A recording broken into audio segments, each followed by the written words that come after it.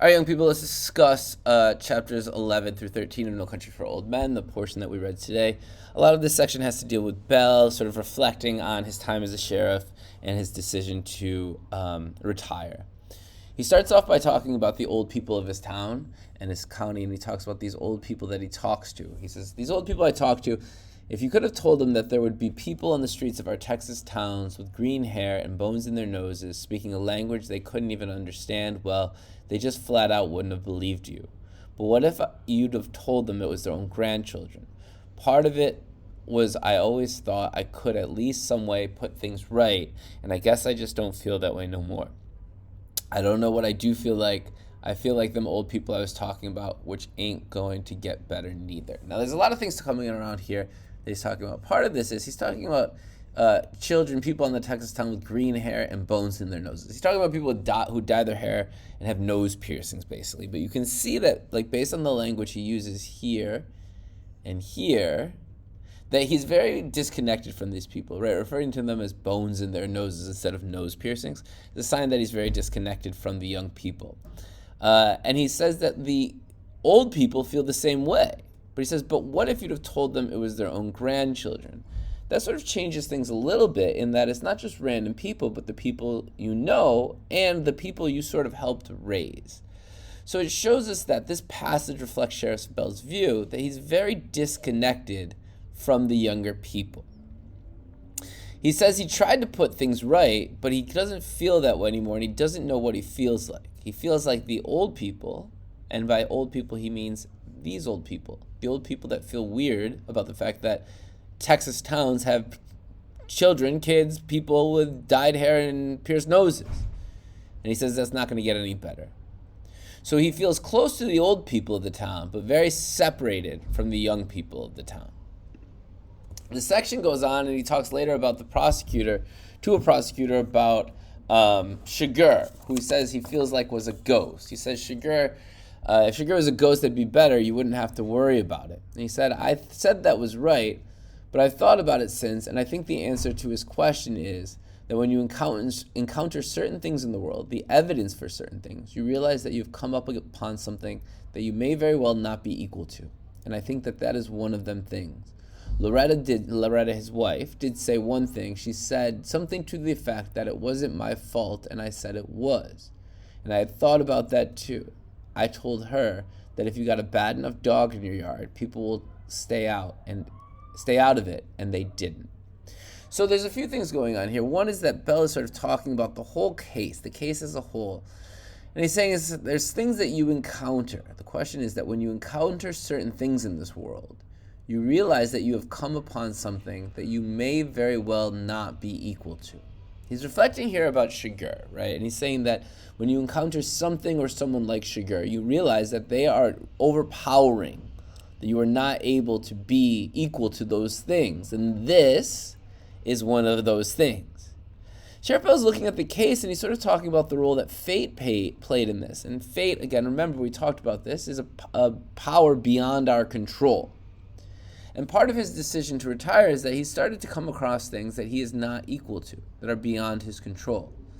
And so coming to terms with his fate and encountering his fate has sort of helped him decide it is time to retire, because he's no longer in control of the things in his town. This is reflected in his situation with the statement he makes with his wife. When he says, I told her that if you got a bad enough dog in your yard, people will stay out of it, and they didn't. In this case, he's saying basically, if you have a mean dog in your yard, people aren't going to come into your yard, right? If you have like a pit bull or a Rottweiler who's mean in your yard, people aren't going to mess with your house. He's saying that they didn't have a bad enough dog. Now, in this case, it's a metaphor, right? There's a symbolism here. The yard in this case is Texas, his Texas town, and Sheriff Bell is supposed to be the dog. If you have a scary enough sheriff, a tough enough police force, then people aren't going to commit crime in your town. But they didn't. They weren't scared of him. He wasn't scary enough to keep people away, and as a result, people didn't stay out of his yard. People including the cartel and Shigur and the businessmen that struck this drug deal, and we have the drug deal gone bad and all the murders and all the dead people, including Moss. And so Sheriff Bell looks at this and he's basically saying, I'm not able to be a force that keeps people from committing crime in my town any longer. As he retires, he has an interview, and one of the people that is interviewing is a young girl, a reporter. He says she seemed nice enough, and he says she was just trying to be a reporter, and she asked the question, "Sheriff, how come you let crime get so out of hand in your county?" He says it sounded fair enough question, I reckon. Maybe it was a fair question. Anyway, I told her, it starts when you begin to overlook bad manners. Anytime you quit hearing sir and ma'am, the end is pretty much in sight. She gave me kindly a funny look. So the last thing I told her, and maybe I shouldn't have said it, I told her that you can't have a dope business without dopers. A lot of them are well dressed and holding down good paying jobs too, I said. You might even know some of them yourself. What Bell's talking about here are two things. One, he's saying sort of, if you can't be selling drugs if you don't have people who are selling drugs, which seems kind of obvious. A lot of people would look at it as like, well, people are going to do drugs. That's where the drug business comes from. Bell's saying that it's the opposite. He's saying you can't have a drug business without dopers, people who sell drugs. A lot of them are well-dressed and holding down good-paying jobs too. You might even know some for yourself. He's referring here to sort of like the money business people. He's saying drug dealers don't look like what you think they might look like. They look like normal people a lot of time. They're just making business deals. And without those people just trying to make money off of these things, you wouldn't have drug trade this way. This kind of connects to his feelings of society as a whole, and he mentions them up here. He says it starts when you begin to overlook bad manners. Anytime you quit hearing sir and ma'am, the end is pretty much in sight. What he's saying is like once manners slip, once our social way of living starts to slip, once the way we treat each other starts to slip, everything kind of falls apart. The problem isn't that there's people selling drugs, it's that we aren't looking out for each other in a community, in a town. You see this when people don't use good manners, when they don't say please, thank you, sir and ma'am. That sense of respect for each other is lost. And when that sense of respect for each other is lost about little things, then the big things start to slip through the cracks as well, and eventually it leads to really big things, such as people doing great drug deals in your town. Bell finishes this press conference, and he walks down the steps, and he walks out the back door, he gets in his truck, he sits there for a little bit, and he's feeling a certain type of way. It's sort of like sadness, but it was something else besides, and that something else besides was what had him sitting there instead of starting up his truck. He had felt like this before, but it was not for a long time, and when he said that, he knew what it was. It was defeat. It was being beaten. It was bitter, more bitter to him than death. On his last day of Sheriff Bell feels really sad, he feels really depressed, but more importantly, he feels defeated. He feels like he's been beaten.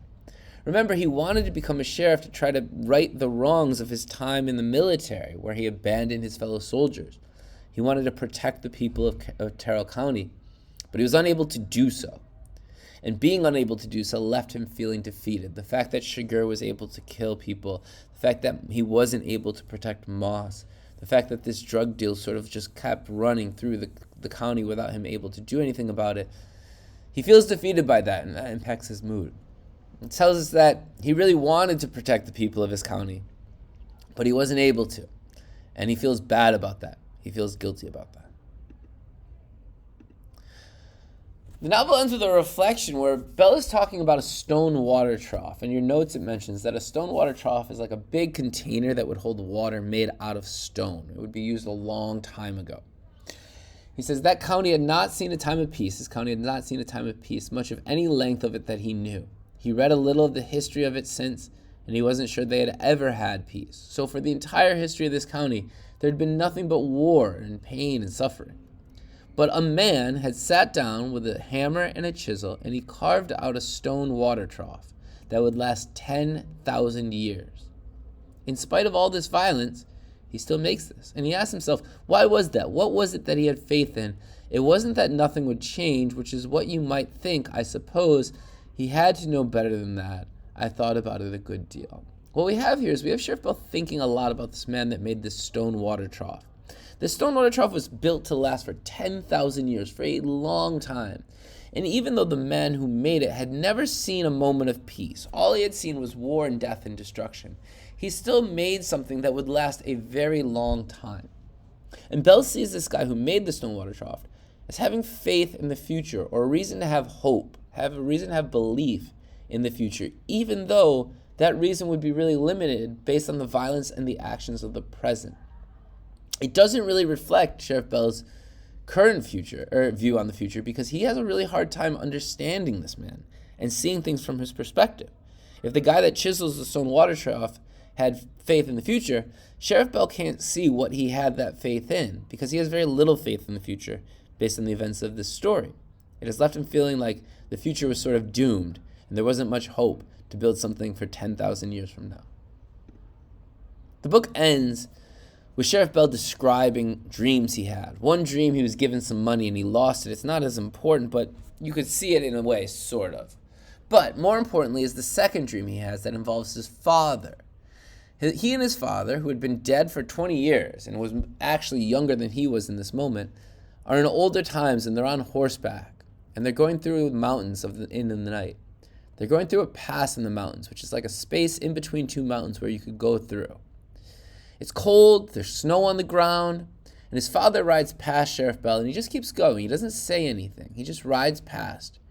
And he had a blanket wrapped around him, and he had his head down, and he rode past him, and he was carrying fire and a horn, sort of a container to keep some fire, to keep some light going, kind of like a lantern almost. People used to do this, and you could see the horn from the light inside it. It was the color of the moon. In the dream, Sheriff Bell knew that his father was going on ahead, and that he was fixing to make a fire somewhere out there in all that dark and all that cold. And I knew that whenever I got there, he would be there. And then I woke up. There's a lot of different ways to interpret Sheriff Bell's dream. I have one interpretation. I'm not saying you have to agree with it.